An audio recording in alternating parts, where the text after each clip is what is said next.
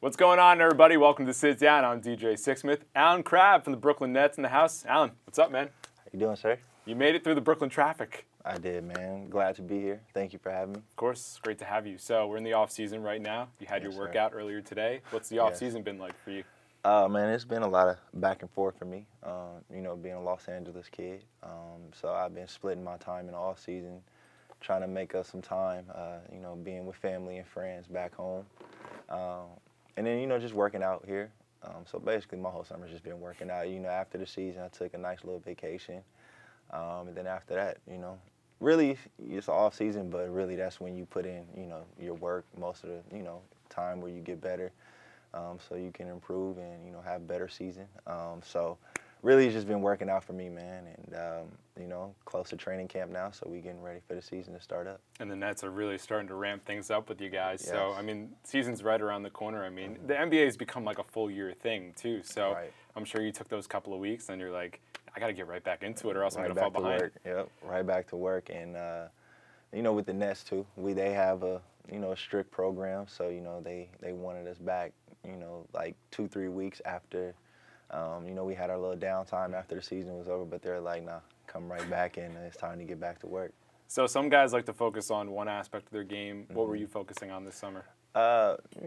Mainly like ball handling, just being more comfortable with the ball in my hand, decision making, just continuing to just sharpen up all the other little things that, need to work. Really, you just always want to come back a different player, look at, a lot of film of how, last season went, and then you just look at the areas that you can improve on. So I'm excited for this season, man. Put in a lot of work this off season and looking forward to getting back to work. Yeah, definitely a lot to be excited about. You mentioned you're an LA kid. Right. Kobe was your guy growing up. I know that. Oh, so definitely. Let's talk about those Lakers, Kobe, Shaq. What do you remember the most from those runs? Oh, man, I just remember going to the Laker games, just watching them all the time with my dad. I know they always talk about the Lakers in the Portland game in the, in the playoffs back then. One of the greatest games I've seen, the Lakers, put on. Three-peat, all those Lakers championships. It was great, though, man. Having them in the backyard, always watching them. Like you said, Kobe's my favorite player. Always, grew up watching him, had posters of Kobe all over my room and stuff like that. So it was dope, man. That's all I really did, and people always talked about the Clippers, but, back then the Clippers really Were people weren't. Actually talking about the Clippers back then? I know. Only bad things about the Clippers, but, when the Lakers were, they had control of L.A. and all of that stuff. It was dope, man. And like you said, Kobe and Shaq, crazy 1-2 punch. Quite a duo. Unstoppable.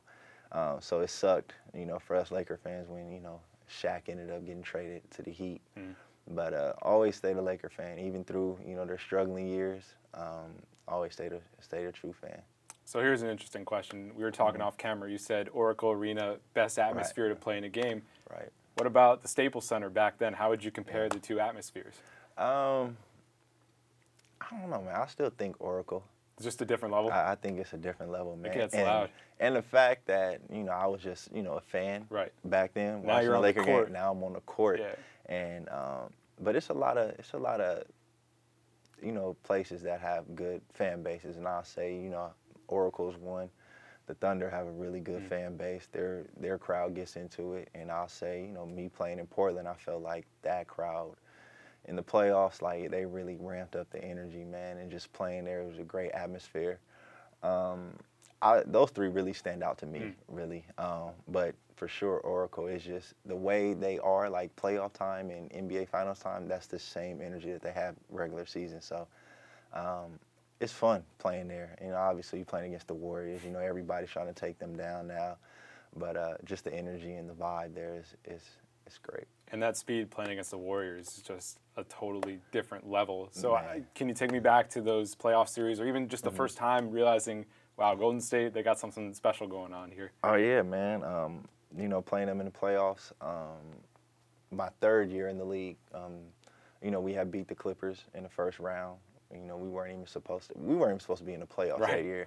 They projected us to be like third to like worst team in the NBA you guys that shocked year. everybody that year. Yeah, because we lost the the 4 starters. We lost LaMarcus, Wesley, and Nico, and all of them. So that was supposed to be a rebuilding year for us, but ended up getting 5th seed in the West, and like I said, beat the Clippers first round, then playing the Warriors. Even though we lost 4-1, I definitely feel like we really challenged them that year. It was a stat, I think, where we led most of that series. It just always came down to final minutes in the game. Or those third quarter runs or something like that. And that's the thing about the Warriors. You can't get comfortable. You can't get complacent. You could be up 12, but the way they're fast paced, they'll cut 12. Hit a couple threes, and then boom. Steph Curry come down, or Clay. But it was good, man. I mean, now, they added KD, added DeMarcus Cousins, so it's going to be a little more tough to beat them. But, I mean, it's fun, though. That's what you sign up for, man. You want to take down the best team, and regardless of who they have, man, we're excited to go up against them this year. Yeah, no doubt. And your Portland days were certainly a lot of fun. I mean, 21-year-old kid from L.A. puts you right in Portland, Oregon. Certainly a different experience. But, I mean, playing with CJ, playing with Dame, what was the most important thing you learned from those guys? Just hard work. Because even with CJ, me and CJ, we got drafted the same year. Right. And, he was a 10th pick. So, usually, when you get drafted that high, you expect guys to play right away. But even just him, he had to sit and watch, his first year. And, just learning from them, though, like, even though you're not playing, you still have to be a great teammate. You have to continue to put in the work, even when you're not playing. Be the first in the gym, go through practice and then stay after practice and put in more work. Just let the organization know that, you're serious about this. And even though you're not playing, you're always staying ready, because you never know when your number's called. And it was great playing up there, man. We had a great group of guys. Had a lot of guys who wanted to prove themselves. Like I said, after, we lost LaMarcus and, all those other starters. It was great, man. And like I said, I mean, they're the team who drafted me. I went to Cleveland originally, but then, they traded for me. So, it was fun up there, man, basketball-wise. But like you said, 21-year-old in Portland, it was, it definitely was a eye-opener for me being from Los Angeles and, Portland not really, being, in comparison to L.A. But it was cool, man. I mean, it was great times out there, and yeah, that's all I can say. It was a good time. And I think your story is really interesting because you were picked by Cleveland, your second-round pick. I mean, you were a guy, loads of talent, one of the best in the Pac-12, and then you don't get in the first round. So you had that motivation. You were in the D-League for a little bit. You had that motivation. So how did that all factor into you wanting to go out there and prove to people even more that I'm for real and I can be good in this league? Nah, it definitely was a humbling experience draft night. I mean, you hear, all the stuff from your agent, talking about first round. And, I just remember they told me that I wasn't going to go no later than 25th pick. And then just sitting there, man, I remember even going there because I told my parents I didn't even want to be at the draft. I wanted to, stay back home and have like a little draft party with family and friends. And they're like, no, it's a great experience. I think it was David Stern's last year of being commissioner. And they're like, you get to walk the stage, shake his hand.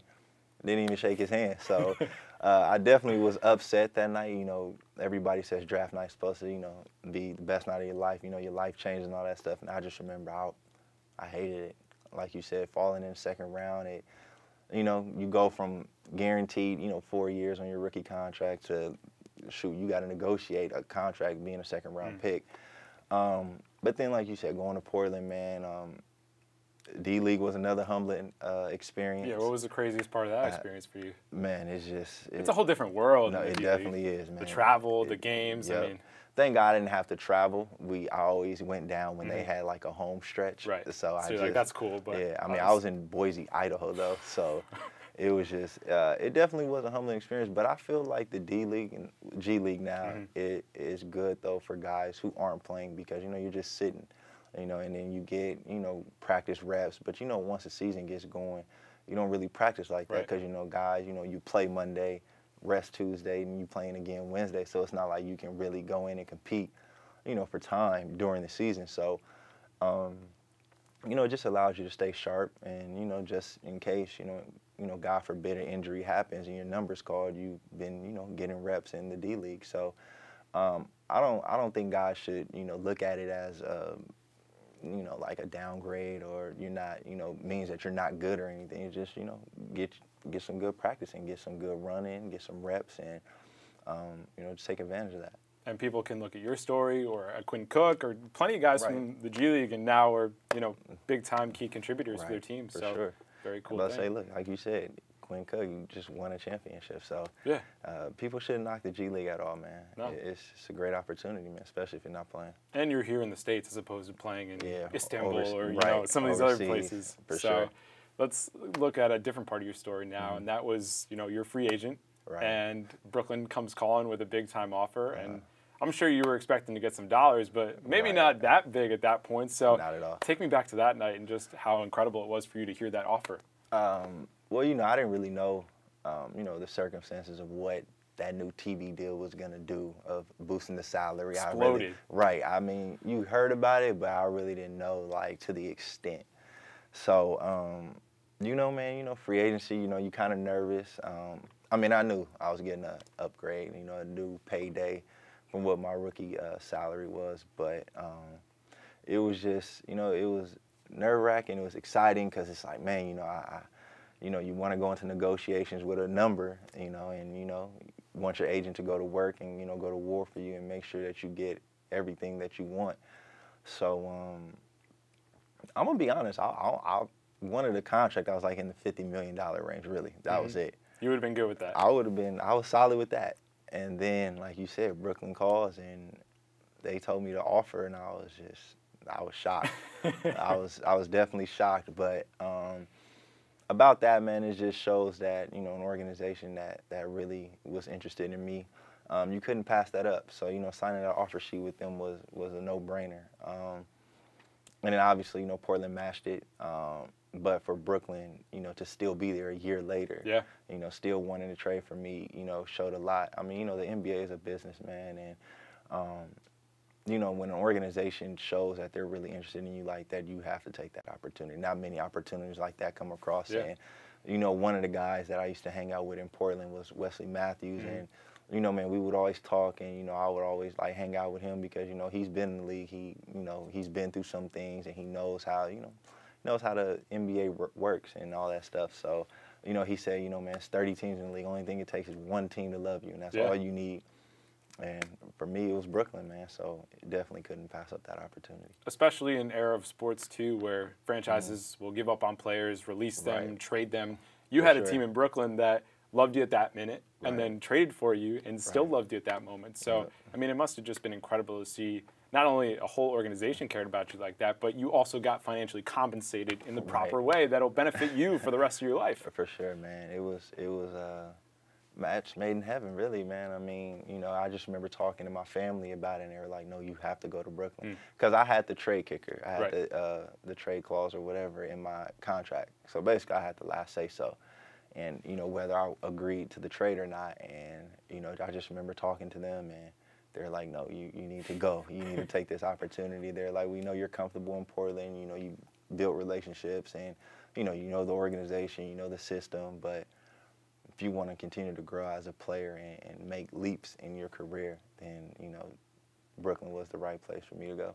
And sometimes you have to leave a situation in order to grow. The one case you go back to, you think about James Harden, sixth man on OKC, explodes into a star. You get to Brooklyn, you're getting more shots, you're getting more playing time, and I'm sure for you that was really a big part of your development. So how important was it once you did get to Brooklyn to have that extra time and be one of those guys that's going to get the first or second shot as opposed to Portland where it's a couple other guys? Right, for sure, man. Just to have that security, man, just to know, you don't have to. I feel like when I'm here in Brooklyn, I don't have to wake up like, oh man, am I going to get traded? Trade deadline is coming up or anything like that. The front office has, they've been open with me ever since, the offer sheet, and them just showing their interest, man. It just, like I said, I feel secure, and that's what an NBA player wants. That's all you can ask for, really, coming into a new situation or going into any situation, with a team.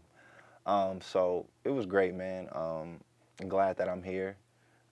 Just continuing to improve my game and, just allow them to know that, I'm here to work, and, that's all I want to do is get better and help the team make the playoffs and, do some good things here. So people around the league knew that you could shoot the three, but, you think about this past year for you, a couple 20-point games, you have the 41-point game on your birthday. Was that the moment where you're like, I'm here, I'm balling? It kind of took me a while, though. Season I had a little, a lot of inconsistency in the beginning. And then I know, like, around, a couple games before All-Star break, and then, after the All-Star break, I feel like I finally started coming into my own, started getting more comfortable, being more aggressive, more assertive. And, man, I just feel like if I continue to play that way, I want to jumpstart the season the way I ended the season, man. I really went out, the way that I, imagined, how I wanted to play throughout the whole season. But, I mean, it took time, but I'm glad that it finally clicked for me. And, yeah, man, I mean, that 41-point game, I mean, I've never had 40 points ever in high school, college. Really?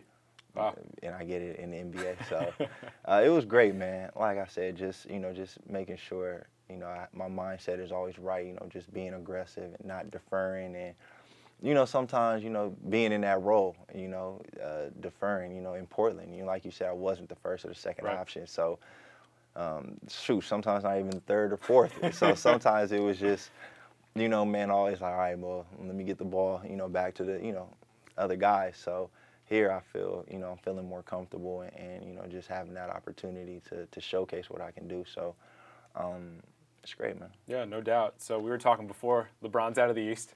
Right. Things are a little bit more wide open. Yep. And I feel like your situation in Brooklyn is really intriguing. Great young head coach. Right. Excellent talent. You bring in guys like Kenneth Faried and Shabazz Napier. So how do you piece it together this year for a team that's been waiting for the last couple of years to finally make the playoffs? Right. I think for us, man, regardless of our record, I definitely don't feel that's how good we were. I definitely feel we competed really well last year. We have a crazy stat, like 25, 26 games that were decided by like 5 points or less. And, just a young team, obviously inexperienced, really not in situations like that. So I feel like last year was like a learning curve for us, so we know when we're in those situations this year, we know what it takes to, get that defensive stop or execute offensively, down the stretch the way that we need to in order for us to, turn those losses into wins. And, I mean, shoot, you cut half of those games, out of those 25, 26 games, you give us half of those wins. I mean, we're knocking on the door for like 40 wins and, maybe an 8th seed in the East. So I don't feel like we're too far off. I feel like we have the right pieces and, adding the new guys is going to help in the areas that we were lacking in last year. And like I said, just a lot of young competitive guys still, guys that are still trying to, prove their worth in the NBA. And I feel like we have the right set of guys over there in Brooklyn to do that. So you mentioned you were spending time in LA this summer. Your high school was about to close its doors. Yeah. You stepped up with some cash. So how did you save the school, and just walk me through what happened with that? So my aunt had asked me before too. She asked me like sometime in January. She had brought it to my attention that the school was going through, some financial issues, and she reached out to me asking me, would I be willing?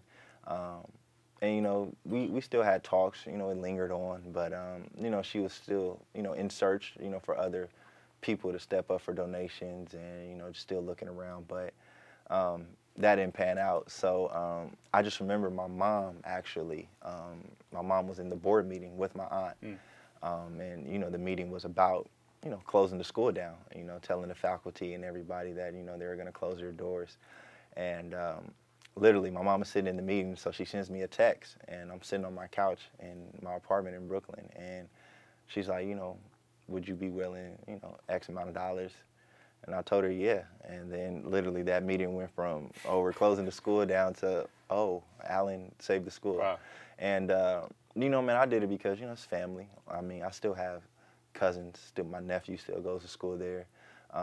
Literally everybody in my family has gone through that school. And it's just, the legacy and all the hard work that they put into that school to, make a name for it. And I didn't want to see it close, and obviously I wasn't doing it for the publicity. First of all, I didn't even know it was going to get that much publicity. Right. I thought it was going to get picked up in, local neighborhood, that, oh, the school is still open, Allen Crabbe made a donation, and I was it, really.